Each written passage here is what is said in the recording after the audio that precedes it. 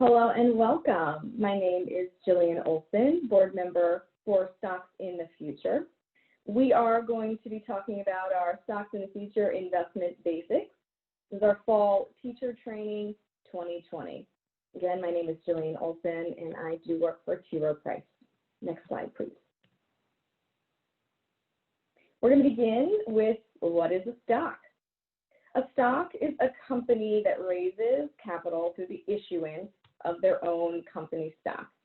In exchange, the stockholder will receive a percentage of the company's profits as a form of dividends. They'll also receive voting rights and other rights of ownership. Next slide, please. And do a little math here. The percentage of ownership an individual has is determined by the number of shares owned divided by the total number of shares outstanding. For example, if a company has 1,000 shares outstanding and an individual owns 100 of those shares, that individual owns 10% of that company. So think about Shark Tank on a larger scale. Those sharks are investing in that individual's company for a percentage ownership of that company. Next slide, please. A stock that we should all be familiar with, Baltimore-based Under Armour. The ticker symbol or the symbol that it trades on the New York Stock Exchange is going to be UA. As of September 14th, 2020, the price per share was $10.25. Now this was a change from the previous close of 0.05. So it was down almost 0.5%. The percent change from the previous day's close was negative 0.49%. Under Armour does not have any dividends. Its earnings per share is negative $1.15.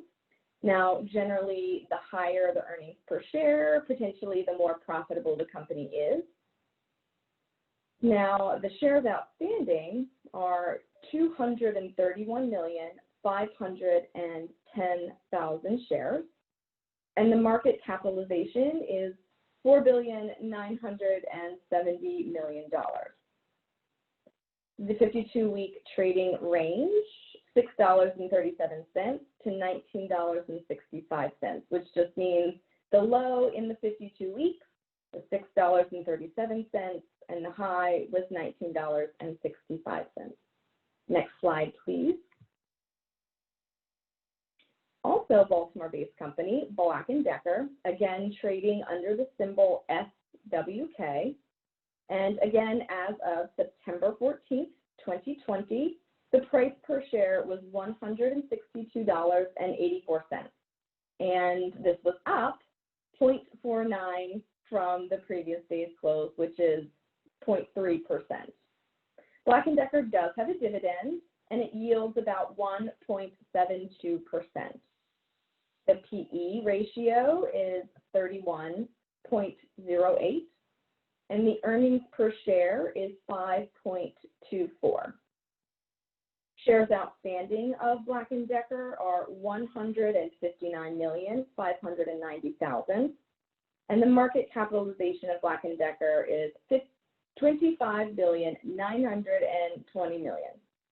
And again, the 52-week trading range, the low was $70, the high was $173.67. Next slide, please.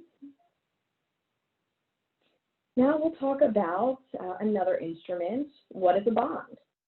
So a bond is a loan of 1 year or longer given to a government or a company, usually in increments of $1,000, which is known as par. The borrower agrees to pay the bondholder a specific interest rate each year and will then pay back the loan balance at the end of the term. Bonds are debt instruments, which debt is owed to the holder of the fronting capital. So those individuals investing in bonds are owed par at the end of the term. Next slide, please. There are a couple different types of bonds, and we're going to be talking about marketable securities, municipal bonds, and corporate bonds on this page. Marketable securities from the U.S. government issued as treasury bonds are known as T-bills. Treasury notes, and acknowledged as the safest investment. So they're very liquid. Municipal bonds, also known as munis, are securities issued by state and local governments. So income is received federal tax-free, and in most cases, state tax-free. Corporate bonds are company-issued bonds, so from a specific company. The amount of interest and risk is associated with a company's ability to repay the loan. The higher the risk, the less the ability to pay back the loan. The safer the company is, probably less yielding as well. Next slide, please. So the coupon is called the interest rate, or the amount the bondholder will receive as interest payments throughout the ownership term of the bond. Maturity is the date in which the loan amount must be repaid. So this is the term of the bond. And maturities, again, can range anywhere from 1 day to 30 years. And par value, as we mentioned earlier, is the amount that the bondholder will be paid once the bond matures. For example, if you purchase a bond at par of $1,000, you'll receive that $1,000 as par value when the maturity or the term is reached. Next slide, please. It's really helpful to remember that the price of a bond and the yield of that bond have an inverse relationship. Think of a seesaw. When the price goes down on a bond, the yield or the interest rate goes up. And as the interest rates fall, prices on those outstanding issues rise. Next slide, please. So for example, the state of Maryland needs money to build new school buildings. So in theory, what they will do is issue bonds. So they'll issue $1,000 5-year bond at a 5% interest rate. Now, year one, the bond will pay $50. Year two, the bond will pay $50. Year three, the bond will pay $50. And year four, $50. Yet again, year five, $50. So you can see when the term or that 5 years is met, you've made $50 additional on top of that $1,000 investment of par. Next slide, please.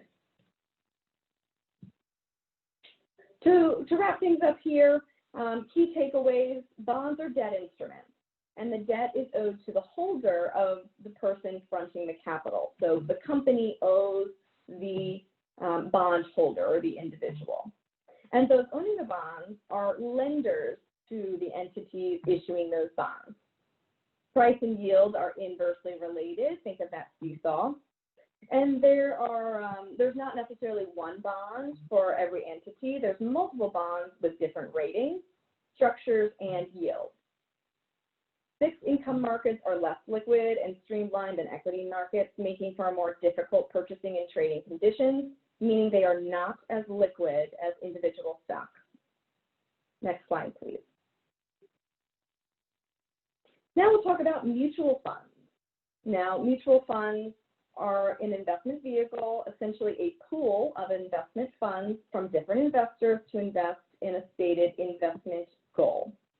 Each mutual fund has a stated goal in the prospectus, and a mutual fund can be comprised of stocks, bonds, real estate, commodities, cash, leveraged investments, etc.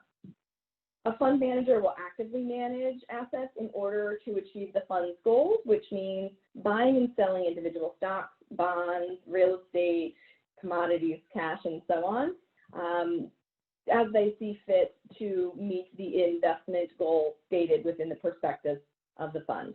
Next slide, please.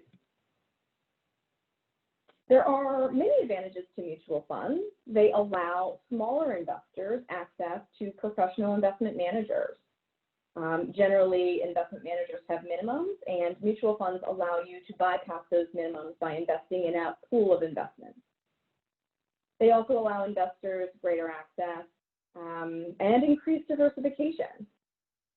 And money is easily accessed and can be withdrawn quickly if needed. So they are much more liquid, more movable, and more quickly movable than the bonds would be.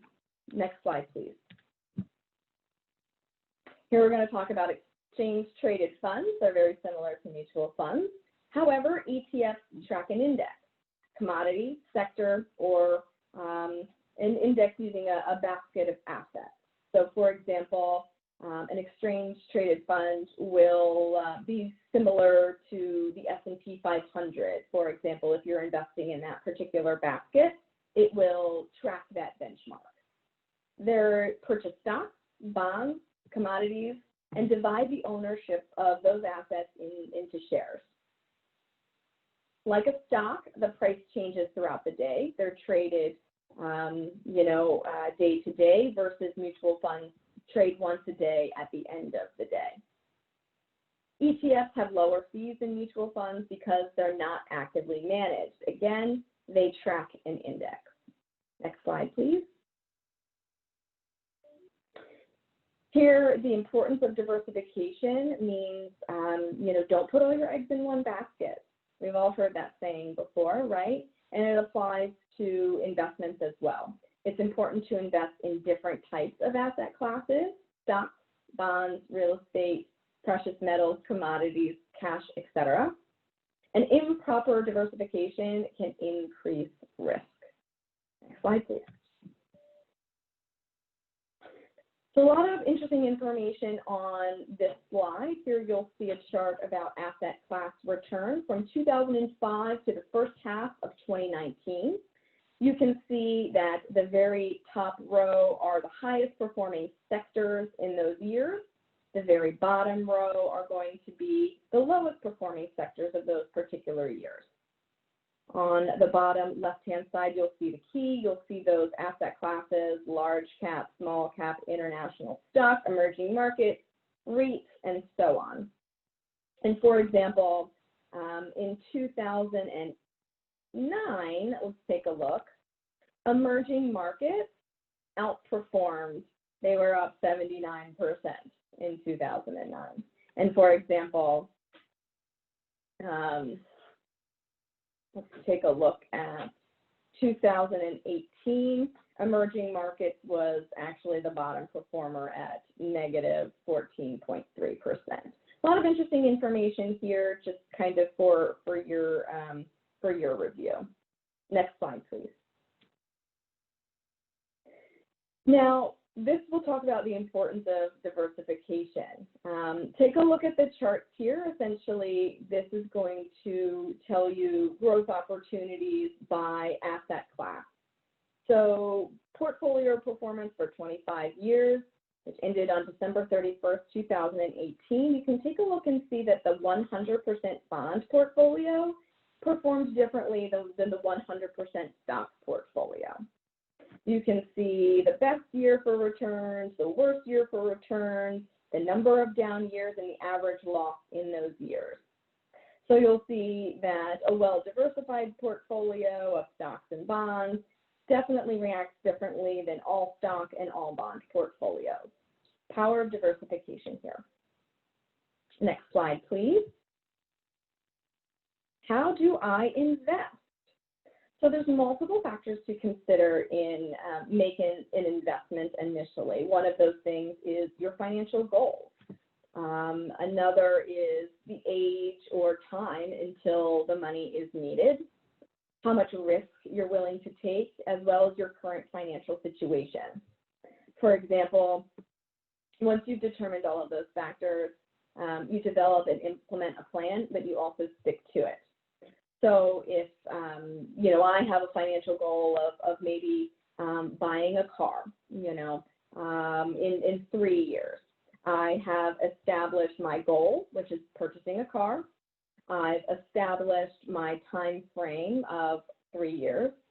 I need to look at my risk tolerance and my current financial situation to come up with a financial plan and stick to it. Next slide, please. This will give you an indication of cashing out in terms of down markets, right? So investors who stayed the course and maintained their investment plan, so to speak. So those who maintain their stock exposure through market downturns fared much better than investors who cashed out in down markets. When you cash out, you're solidifying the loss. When you hold, you're essentially giving the market the opportunity and the time to potentially rebound. Next slide, please. This is going to conclude our Stocks in the Future Investment Basics Fall Teacher Training 2020. Thank you.